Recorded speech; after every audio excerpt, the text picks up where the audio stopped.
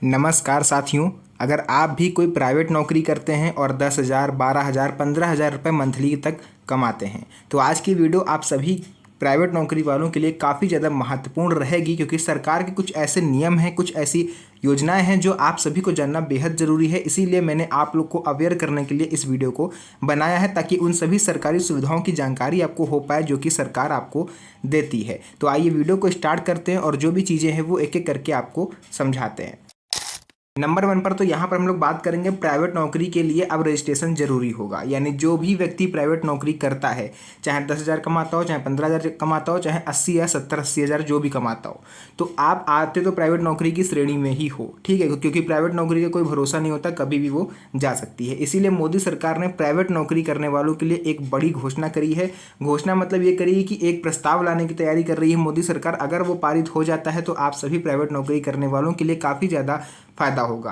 हालांकि कुछ ऐसे फायदे हैं जो अभी भी आपको मिलते हैं कि अब कंपनियों में काम करने वाले सभी कर्मचारियों का रजिस्ट्रेशन करना जरूरी होगा। यानी कि ये ऑप्शनल होगा। अगर आप चाहो तो रजिस्ट्रेशन करा सकते हो, अगर आप चाहो तो अपना रजिस्ट्रेशन ना करवाओ। अगर आप रजिस्ट्रेशन करा लोगे तो आपको बेनिफिट्स मिलते हैं। यह फैसला सरकार ने इसलिए लिया है ताकि प्राइवेट सेक्टर में काम करने वालों को भी सरकार की सभी योजनाओं का लाभ मिल सके। इससे पहले बहुत बार ऐसा होता था कि प्राइवेट नौकरी करने वाले कई कर्मचारी रिकॉर्ड में नहीं होते थे और उन्हें सरकारी सुविधाएं जैसे कि पेंशन, पीएफ या फिर ईएसआईसी वगैरह का कोई लाभ नहीं मिल पाता था। और बहुत से लोग तो ऐसे होंगे प्राइवेट कर्मचारी जिनको ये सब चीज़ें पता ही नहीं होंगी कि क्या होता है ईएसआईसी, क्या होता है पीएफ। तो चलिए आज की इस वीडियो में पूरी जानकारी हम आपको देंगे। देखिए, अब यह अनिवार्य कर दिया गया है कि कंपनियां अपने सभी कर्मचारियों को डेटा सरकार के पोर्टल पर अपलोड करेंगी। यानी कि जितनी भी प्राइवेट कंपनियां हैं और उनके वहाँ जितने भी एम्प्लॉयज़ काम करते हैं उन सभी का डेटा उनको गवर्नमेंट पोर्टल पर अपलोड करना होगा। इससे कर्मचारियों की नौकरी की सुरक्षा तो बढ़ेगी ही, साथ ही साथ किसी भी तरह की विवाद की स्थिति में सरकार के पास सही जानकारी उपलब्ध होगी। इससे मजदूरों और कर्मचारियों को उनके अधिकार मिलने में बहुत ज़्यादा मदद मिलेगी। ये तो होगी पहली बात। अब यहाँ पर दूसरा पॉइंट हम लोग बात करेंगे। अगर प्राइवेट नौकरी आप करते हो तो आपके मन में ये डाउट जरूर रहता होगा, ये डर हमेशा रहता होगा कि ऐसा ना हो कि छोटी सी गलती पे आपको कंपनी निकाल दे। तो देखिए, नौकरी से निकालना अब कंपनियों के लिए होगा मुश्किल। दूसरी सबसे महत्वपूर्ण बात यह है कि कंपनियां अब अपने कर्मचारियों को आसानी से नौकरी से निकाल नहीं पाएंगी।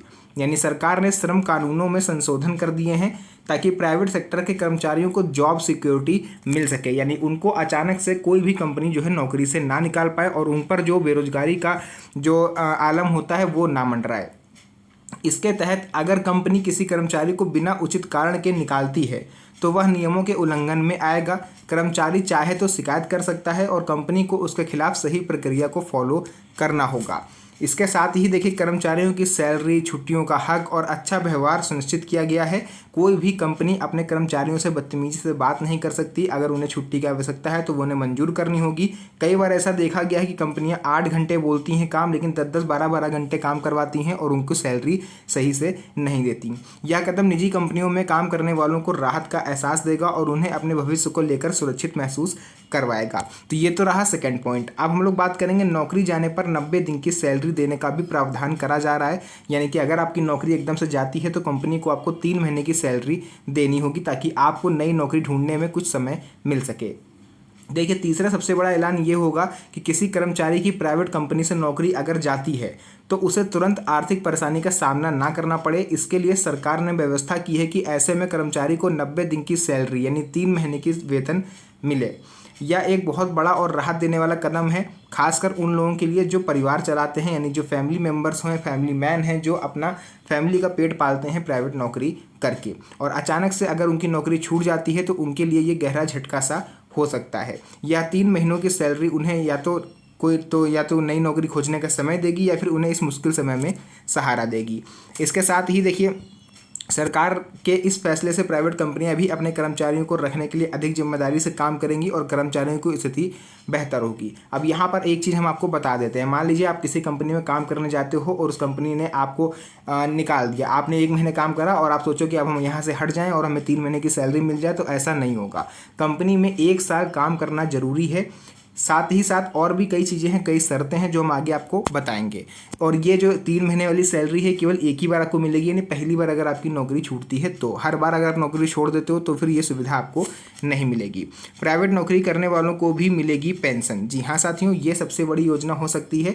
चौथी सबसे बड़ी खुशखबरी ये है कि अब प्राइवेट नौकरी करने वालों के लिए भी पेंशन की सुविधा लागू की जा रही है।